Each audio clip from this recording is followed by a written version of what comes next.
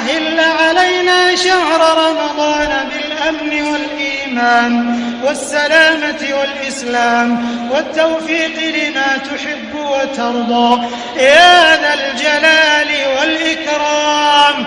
اللهم أعنا فيه على الصيام والقيام. اللهم اجعلنا ممن يصومه ويقومه إيمانا واحتسابا. اللهم سلمنا لرمضان وسلمه لنا وتسلمه منا متقبلا. اللهم اجعله شهر عز للإسلام والمسلمين. اللهم اجعله شهرا للنصر والتمكين للإسلام والمسلمين.